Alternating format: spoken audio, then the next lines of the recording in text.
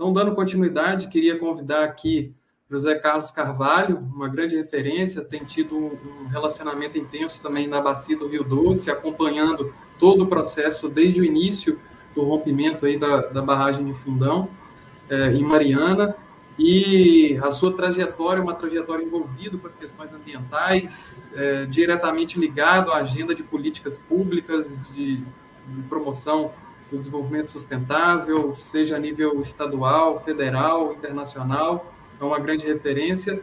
E queria também deixar, né, assim, como questões orientadoras para reflexão, qual é a importância da agricultura familiar para a agenda de restauração ambiental e desenvolvimento sustentável na Bacia do Rio Doce, e como as instituições que atuam na bacia e as políticas públicas poderiam, deveriam também pautar a agricultura familiar nessa agenda de restauração ambiental que envolve, de fato, a agricultura familiar. José Carlos, fique à vontade. Obrigado pela sua disponibilidade e por compartilhar conosco aqui esse momento. Fique à vontade. Boa tarde, estou dando boa tarde, porque estou no fuso de Belo Horizonte. Então, boa tarde a todos, a todas. Meus cumprimentos à doutora Graça pela exposição que fez, muito atualizada relativamente ao tema que lhe foi atribuído. Também quero me congratular com o professor Alair pelo trabalho que vem realizando sobre a extensão rural e sobre a importância da assistência técnica para mudar os modelos tradicionais de uso da terra que historicamente são praticados no Brasil. Isso está no escopo desse debate, desse seminário que estamos realizando. Eu, embora tenha tido uma longa jornada na área de meio ambiente, eu quero me valer para participar desse seminário, para expor as minhas opiniões e as reflexões que pretendo realizar com a minha trajetória. Eu sou neto, bisneto, neto e filho de trabalhadores rurais e agricultores familiares. E isso teve uma influência determinante, tanto na carreira que eu escolhi como engenheiro florestal, como na minha vida profissional e na minha trajetória pública como servidor do Estado brasileiro, como fui servidor público do Instituto Estadual de Florestas de Minas Gerais aposentado. Quando nós falamos de direitos, né, de direitos sociais, e a doutora Graça colocou isso de maneira muito apropriada, nós temos que nos remeter à Constituição de 1988. Porque a Constituição de 1988 ela foi uma Constituição avançada, uma Constituição social-democrata, uma Constituição que trouxe à tona direitos que eram ignorados, né, na legislação brasileira.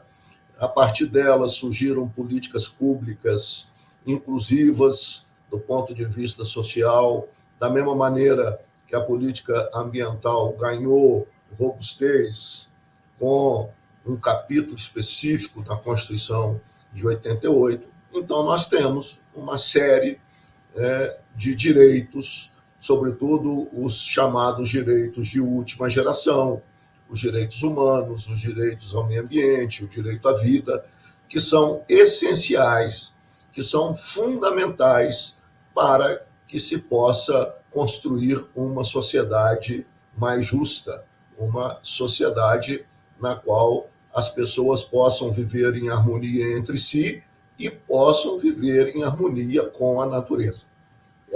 Esse, inclusive, é um ponto que eu gostaria de refletir sobre ele. Mas o fato de termos uma série de direitos assegurados na Constituição, e alguns já na legislação infraconstitucional, em várias legislações que se seguiram depois de 1988, eles por si só não asseguram à cidadania o exercício pleno desses direitos. Nós temos um conjunto daquilo que eu chamo de direitos teóricos. São direitos que estão expresso na Constituição, que estão expresso na legislação, mas que acabam não sendo exercidos na plenitude pela cidadania, seja porque não há políticas públicas adequadas para implementá-los, seja porque as políticas públicas que foram definidas não o foram de maneira convenientemente adequada para que eles pudessem ser usufruídos. E a fruição desses direitos passa necessariamente pela mobilização da sociedade. Eu gosto muito de uma expressão da ministra Carmen Lúcia, quando ela tomou posse no Supremo, na qual ela diz que o que realmente põe a lei em vigência é a cidadania, não são os tribunais. É a cidadania mobilizada que consegue fazer com que a lei seja posta em vigência na sua plenitude. E, lamentavelmente, no Brasil ainda temos segmentos sociais vastos, a maioria,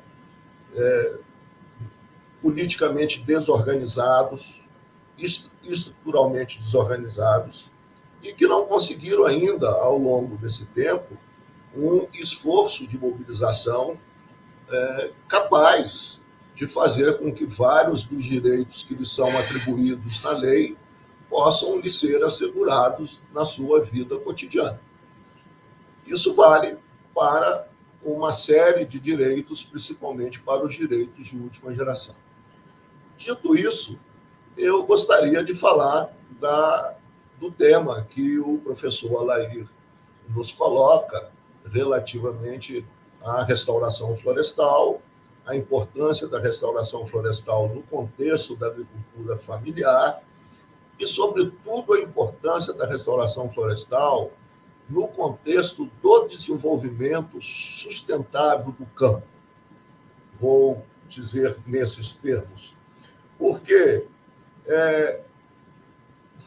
nos colocando em análise o território da bacia hidrográfica do Rio Doce, a doutora Graça mencionou com muita propriedade a questão do direito à água. Eu vou pegar um gancho na exposição dela para desenvolver o meu raciocínio. Nós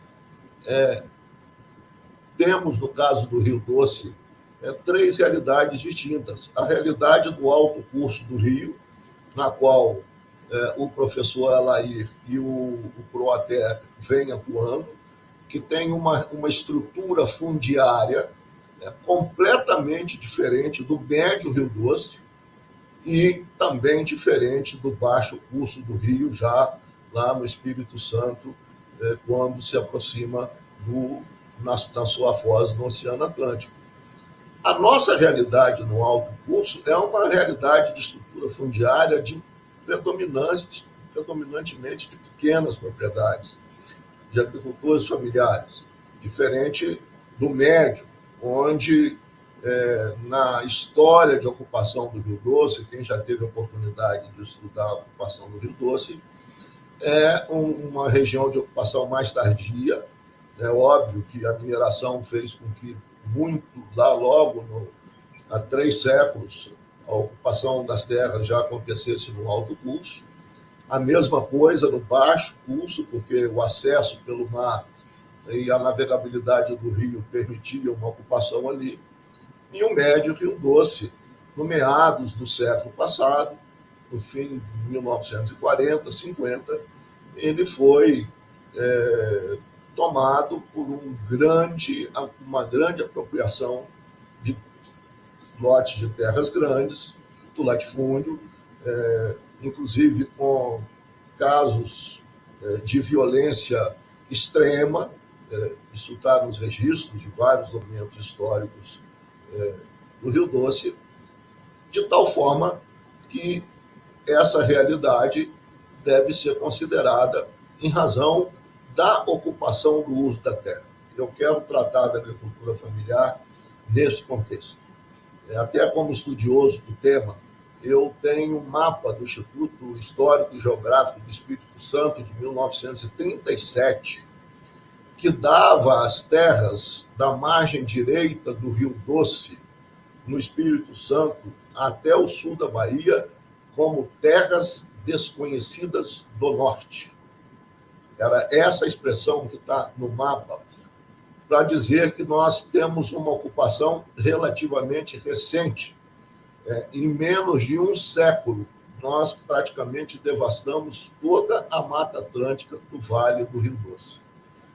E aí é bom fazer a avaliação que nos pede o professor Alair, porque mesmo na predominância da pequena propriedade rural, da agricultura familiar, de até meados do século passado, a agricultura era vista como apenas como produção econômica. Isso já foi dito aqui. Quer dizer, a importância social era, de certa forma, deixada em plano secundário, ela era avaliada pela sua importância econômica e, obviamente, nem sequer se cogitava de qualquer tipo de avaliação ambiental, porque a dimensão ambiental ainda não estava posta. A dimensão ambiental começa, como sabemos, em 72, e no Brasil ela vai aparecer de maneira mais consistente em termos de políticas públicas com o advento da Lei 6.938 de 1981. Então, nós estamos falando de menos de quatro décadas. Então, isso é muito recente na história de uma nação como a nação brasileira. E essa visão, mesmo da agricultura familiar, baseada muito no aspecto da produção econômica, ela acabou produzindo um modelo de uso da terra extremamente predatório, tanto na pequena quanto na grande agricultura. E esse é o grande desafio que nós temos que enfrentar no presente, e o Proater, que eu acompanho, desempenha um papel importantíssimo nesse processo, assim como as escolas famílias agrícolas, que eu acompanho desde ainda quando tinha contato no Espírito Santo com o senhor João Martins, que é uma liderança importante lá em relação às escolas de família agrícola, porque se tratam de realidades distintas. A agricultura familiar não é apenas um negócio. A agricultura familiar é um negócio e um modo de vida.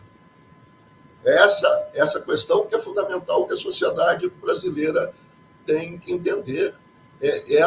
Ela formou a identidade nacional brasileira. O que formou a nossa identidade nacional ao longo da história não foram os grandes latifúndios. Pelo contrário, todos conhecemos a história do latifúndio, inclusive do latifúndio escravista, mas a agricultura familiar, principalmente quando nós falamos da zona da Mata Mineira, do Alto Rio Doce, do sul do Espírito Santo, do noroeste do Rio de Janeiro, para ficar aqui nessa região geopolítica que tem uma identidade comum, a agricultura familiar desempenhou um papel muitíssimo importante na construção da própria identidade nacional. Então, não é só um negócio, é também um modo de vida importante. E, nesse contexto, pelo fato de ter havido uma visão produtivista, eu diria até utilitarista em relação ao uso da terra, nós acabamos provocando a realidade que constatamos hoje. Não só na Bacia do Rio Doce, embora a Bacia do Rio Doce seja a bacia hidrográfica mais degradada do país, juntamente com a vizinha bacia do Mucuri, nós temos uma dura realidade e um grande desafio. Qual que é o nosso grande desafio? Esse que está sendo enfrentado pelo Proater e por várias outras iniciativas de assistência técnica e extensão rural do Brasil, que é mudar o modelo de uso da terra. Então, a restauração florestal, que está colocada como uma das obrigações da Fundação Renova, como medida compensatória à tragédia da Samarco em Mariana, ela não deve ser vista apenas como uma restauração no sentido da visão clássica do reflorestamento, mas de medidas que, combinadas com outras iniciativas de produção agropecuária, ela necessita promover um uso da terra integrado.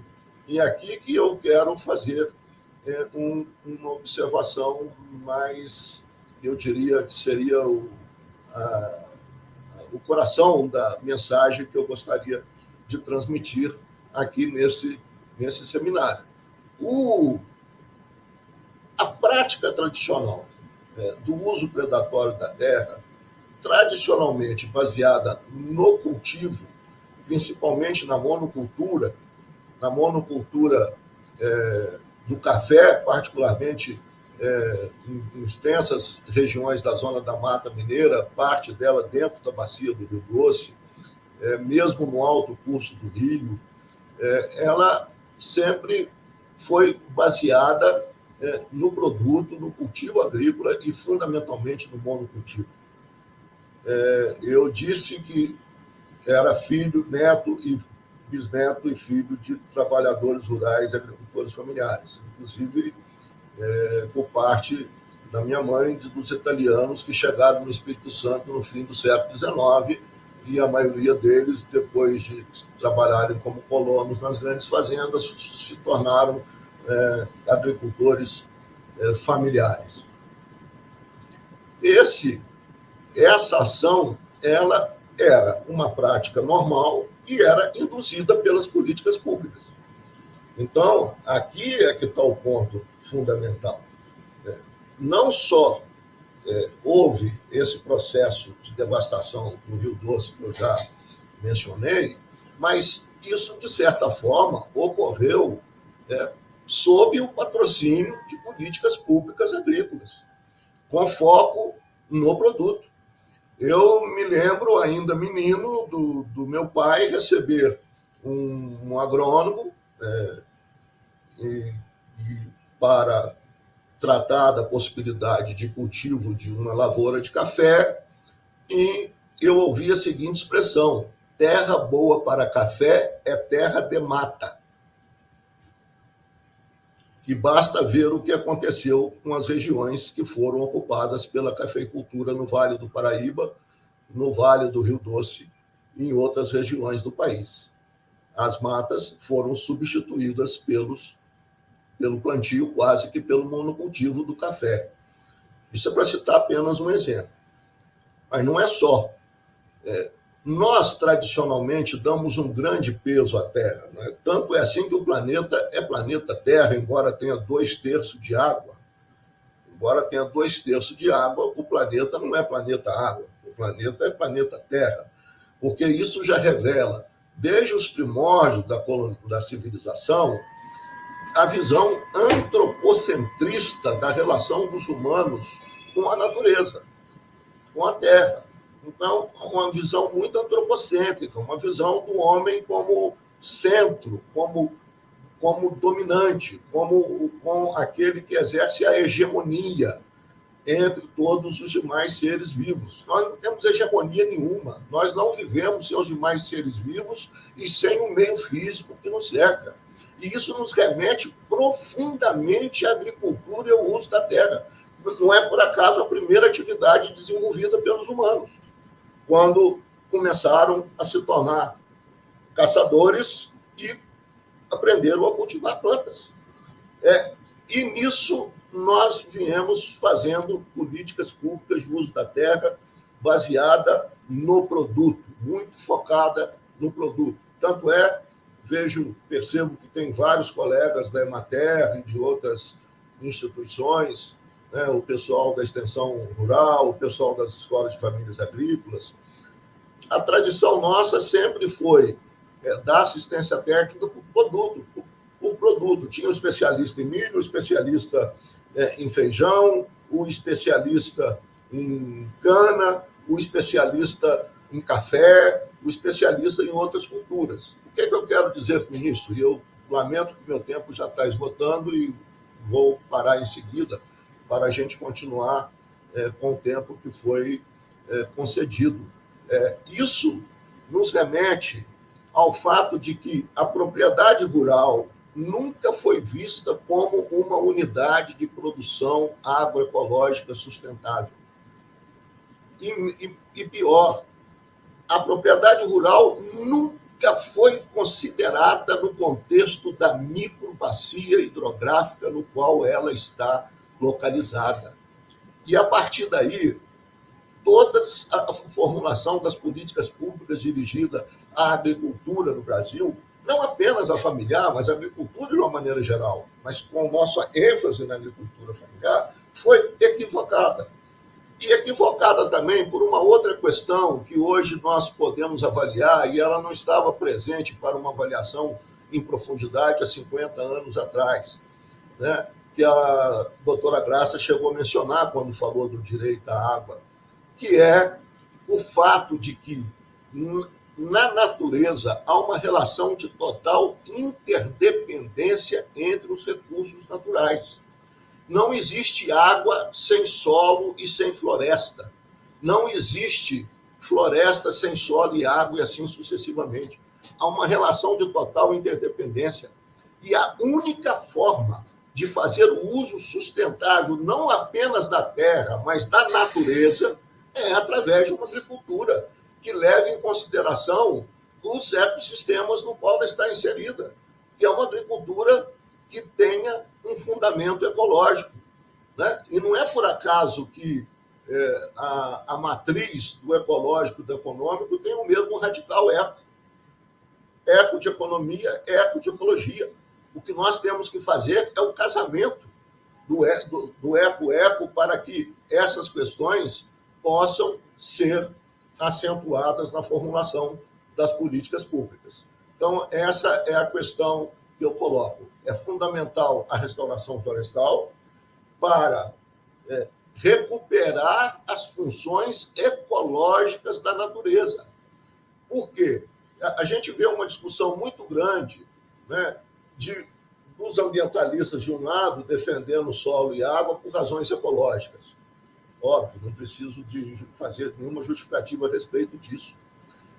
Mas é fundamental também que o setor produtivo perceba, que entenda a importância de solo e água na sua dimensão econômica, por uma razão muito simples. E eu encerro com essa consideração.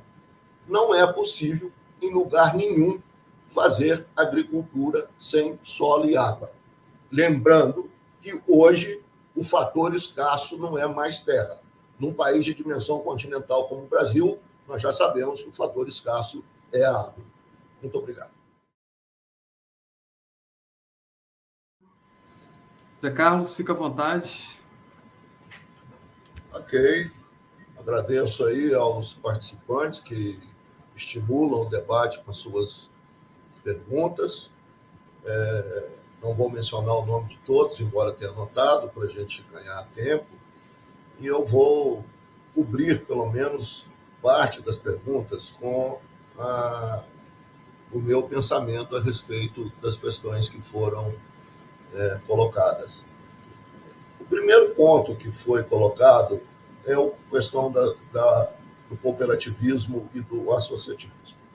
Ele é crucial, ele é fundamental, porque através das cooperativas e das associações é que será possível resolver dois grandes gargalos, no meu entendimento, da agricultura familiar. Né? É o gargalo da assistência técnica e o gargalo da comercialização. Para mim, essas questões, como as políticas públicas ligadas à agricultura nunca deram um tratamento adequado a essas questões, elas são tangenciadas, né, e normalmente não enfrentam o problema na sua totalidade, isso não avança de maneira adequada. Tanto é assim que as nossas experiências com cooperativas e associações bem-sucedidas são pequenas, mas elas estão no radar, no meu entendimento, como uma questão central. Nós temos que imaginar a organização socioambiental e econômica da propriedade rural, principalmente da agricultura familiar, como uma rede. Não há como fugir desse tipo de organização, sobretudo na era da revolução digital. Nós temos que organizar o esforço da agricultura familiar em rede e precisamos investir para valer em cooperativas e associações, para estruturar e demover esses gargalos que nós já mencionamos. As políticas públicas, elas tiveram avanços, alguns recuos. Acho que o Brasil começou a descobrir a agricultura familiar quando surgiu o PRONAF. Até ali isso era uma questão muito fluida, muito fora de contexto. Depois dos anos 70, com o deslocamento para o centro-oeste da grande produção agropecuária, a agricultura familiar ficou no limbo um tempo grande e ainda hoje não tem a prioridade que deveria ter, porque nós sabemos que quando falamos de agricultura familiar, mesmo com o reducionismo que acaba sendo praticado nas políticas governamentais, ela representa mais de 80% dos imóveis. Então, isso tem uma importância socioeconômica extraordinária, né? Acima de qualquer avaliação superficial. Isso é uma questão fundamental para o desenvolvimento sustentável do país. Também acho que os caminhos da agroecologia, eu vou retomar um pouco o que eu havia dito, ele passa necessariamente pela integração, pela visão de integração da produção, pela relação de interdependência. Nós temos que sair dessa tradição de trabalhar por culturas, de trabalhar, evidentemente, que vamos cultivar, mas nós temos que sair dessa tradição de um vínculo específico com determinados cultivos, especialmente fugir da monocultura. É o caminho, e é fundamental que as políticas públicas sejam desenhadas para que esse processo possa correr.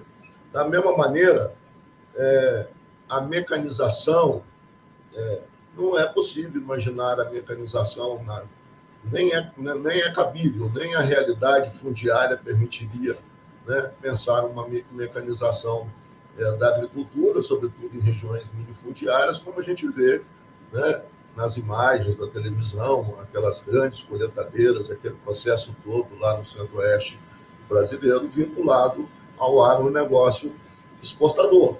Então, é evidente que nós temos que levar em consideração a realidade da agricultura familiar, e eu volto ao meu ponto, ao modo de vida. A agricultura familiar não é apenas um negócio, é um modo de vida. E, por exemplo, sempre que se ensaia algumas medidas, vamos pegar casos que nós não estamos colocando aqui, mas que são fundamentais no meio rural: habitação decente, saneamento, né? Tratamento de efluentes, isso tudo tem que chegar no campo, especialmente na agricultura familiar. Mas chegar de maneira adequada, chegar através de biotecnologias que já estão disponíveis. Não se cogita de fazer estações, projetos caros, quando você tem tecnologias sociais hoje muito apropriadas para fazer tratamento de esgoto nas propriedades e tecnologias de bioconstrução.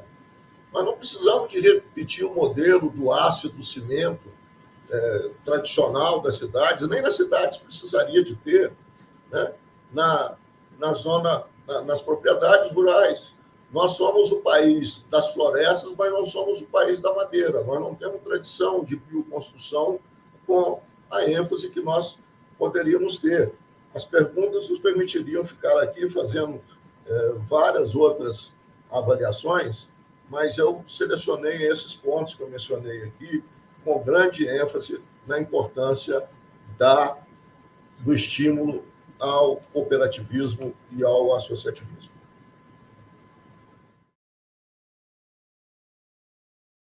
Bom, eu acho que o Glauco e o Abdala colocaram questões adicionais importantes para completar o raciocínio e as reflexões do nosso debate. Primeiro, eu queria, para entrar na resposta, mencionar que a sustentabilidade, nós entramos na era do debate da sustentabilidade, do desenvolvimento sustentável, das mudanças do clima.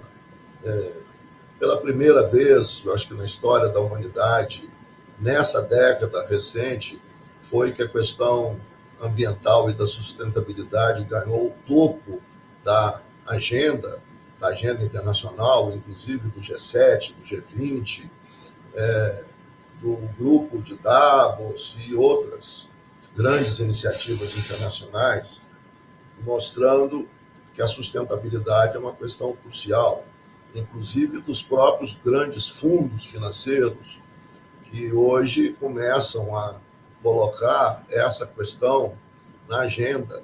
E não é gratuito que os grandes financistas, os grandes bancos do mundo, já que nós saímos, a professora Graça mencionou isso com muita propriedade, um dos problemas cruciais da civilização contemporânea é que nós, principalmente no Ocidente, nós saímos do capitalismo da produção, né, para o capitalismo financeiro. Talvez isso tenha sido uma das piores coisas que poderiam ter ocorrido na história da humanidade. Isso é uma visão particular minha, né?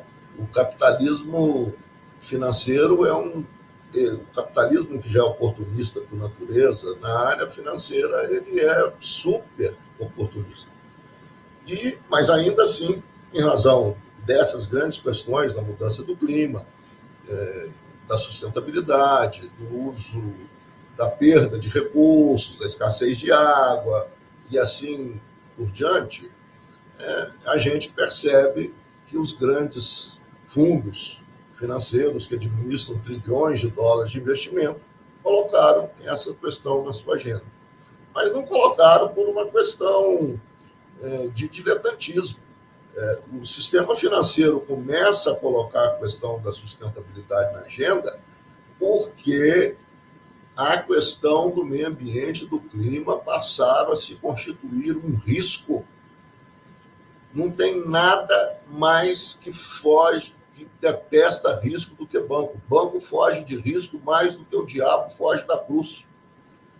Então, essa é a realidade pela qual isso está entrando no circuito. Mas, bom que esteja entrando, porque isso permite processos de tomadas de decisões mais amigáveis. Agora, a verdadeira sustentabilidade é aquela que leva em consideração os custos sociais e ambientais. Se um determinado empreendimento, para ser viável financeiramente, tiver que terceirizar ou tiver que externalizar os custos sociais e ambientais, a sustentabilidade é uma farsa. Nós não podemos admitir que um empreendimento seja dado como financeiramente viável a partir do momento que os custos sociais e ambientais têm que ser externalizados para toda a sociedade. Nesse contexto, as políticas públicas, que é a questão colocada pelo Glauco, elas não levam em consideração ainda aquilo que nós, pelo menos, imaginamos que deveria ser uma política de desenvolvimento rural sustentável, tendo a agricultura familiar como uma prioridade. E não me refiro aqui às políticas públicas agrícolas, porque normalmente o debate se concentra nas políticas públicas agrícolas. Não. A sustentabilidade no campo pressupõe que as políticas públicas de saúde levem em consideração as demandas das comunidades rurais, que as políticas públicas de educação, está aí a presença maciça que eu estou vendo da turma da Escola de Família Agrícola, É fundamental que a política de educação leve em consideração as demandas das comunidades rurais. É fundamental que as políticas econômicas, principalmente a política tributária, fiscal e creditícia, levem em conta as demandas das comunidades rurais.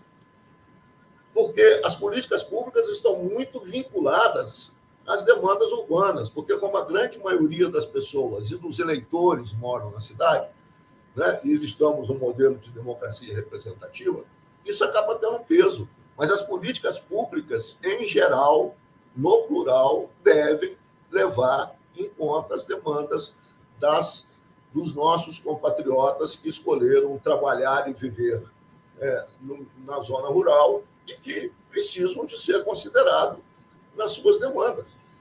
Nós avançamos um pouco na saúde, a despeito de toda a precariedade que temos, com relação ao programa da saúde da família, exclusivamente urbano.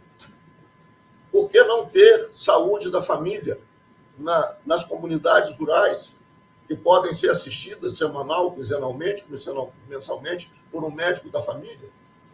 Então, isso realmente reflete a necessidade de uma ação política contundente da sociedade, principalmente dos segmentos mais organizados da sociedade, para fazer com que as políticas públicas descubram essa realidade, a invisibilidade que o professor Alair mencionou desde o início. É preciso dar visibilidade à existência das comunidades rurais, da agricultura familiar, do pequeno e médio agricultor, porque nós não podemos ficar, no meu entendimento, no reducionismo de uma legislação que estreita cada vez mais o conceito de agricultura familiar, né? Quase que colocando na periferia da organização do sistema produtivo rural. Então, essas são questões que têm que estar na linha. Eu cito muito, por exemplo, a questão do crédito rural. O crédito rural no Brasil é praticamente o mesmo que foi desenhado nos anos 70. O que mudou de lá para cá foram os manuais do Banco Central. Continua crédito para o produto, não leva em conta a demanda integrada, não leva em conta projetos desenhados com base na agroecologia. O ABC, o programa ABC, que era para ser, na verdade, o crédito rural é uma pequena exceção, um pequeno recurso que é aplicado, porque se nós estivéssemos falando de uma nova agricultura que seja capaz de mudar o uso da terra para torná-la amigável com a natureza e o meio ambiente, esses programas que são exceções deviam de ser a regra. O ABC devia de ser a regra geral e não uma exceção. Da mesma maneira que para a agricultura ecológica nós teríamos que ter outro conceito de crédito rural. Então, são esses temas que, quando nós falamos de políticas públicas, nós estamos falando disso. A questão tributária, da mesma forma. Nós temos que criar um modelo de tributação, se nós quisermos realmente ter um modelo de desenvolvimento sustentável, que seja progressivo em relação ao uso predatório da terra e à poluição, e regressivo em relação à produção sustentável. Nós não podemos estabelecer, por exemplo, cobrança pelo uso da água do mesmo modo para o agricultor que degrada as suas nascentes e para aquele que conserva a nascente. Nós não podemos fazer tudo do mesmo jeito, nós não podemos tratar de maneira isonômica aquilo que não é isonômico. Né? Aliás, eu sou mais naturalista do que ambientalista. Na natureza não existe isonomia.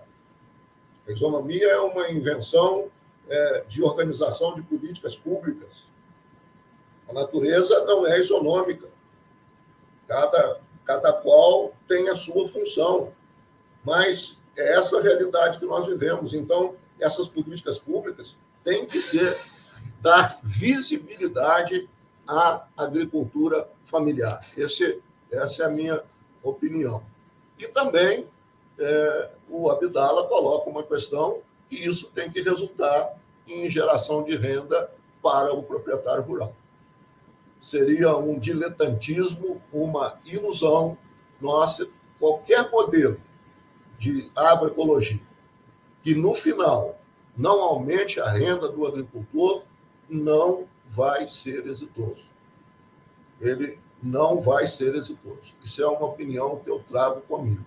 É fundamental que, ao final do processo, o que nós imaginamos seja bom para o agricultor, para as agricultoras, e isso tem que servir para melhorar a renda das propriedades. Eu cito o exemplo da degradação do Rio Doce, termino com esse exemplo. No programa de restauração florestal, o programa de pagamento por serviços ambientais do proprietário, do poceiro beneficiado, hoje de R$280 aproximadamente. E por que 280? Não é um número aleatório. R$280 é que um agricultor obtém, na média, na pecuária, 1 hectare de terra. Eu comecei a minha carreira no Vale do Rio Doce, em Governador Valadares, em 1975. Quando eu cheguei em Governador Valadares, tinha acabado o ciclo da madeira, nós já mencionamos, estava iniciando o ciclo da pecuária. Aliás, nós exportamos o modelo da degradação da Mata Atlântica para a Amazônia e é o mesmo modelo que estamos aplicando no Cerrado, com a diferença de que a Mata Atlântica foi com machado e na Amazônia e no Cerrado são com correntões, motosserra e tudo aquilo que nós sabemos que é possível dispor com novos meios na atualidade. Então, quando eu cheguei em Valadares, a pecuária dava 2,8 unidades animal por hectare. O zebu, o zerá, ficava praticamente perdido no meio do colonial daquele tempo. Hoje, a produtividade da pecuária no médio Rio Doce é de 0,6 unidade animal por hectare. E esses R$280 é o que o proprietário que tem com 0,6 unidade animal por hectare. Isso não essa realidade tem que ser vencida. Nós não podemos conviver com isso como se fosse uma coisa normal. Se o país realmente quer ser um país que pode ser e deve ser o maior player mundial de alimentos, mas ele também pode ser o maior player socioambiental do planeta. É isso que nós temos que perseguir. Esse deve ser o horizonte que seguramente precisa mobilizar a sociedade brasileira. E eu espero que, a partir de discussões como essa, agradeço pelo convite, por estar participando, agradeço a participação dos que estão nos assistindo pelo YouTube, certamente com iniciativas como essa e com a mobilização da sociedade, nós vamos dar visibilidade a uma questão importante para o país e fazer com que a sociedade brasileira, ao final, possa ser mais justa e que possa viver em maior harmonia com a natureza.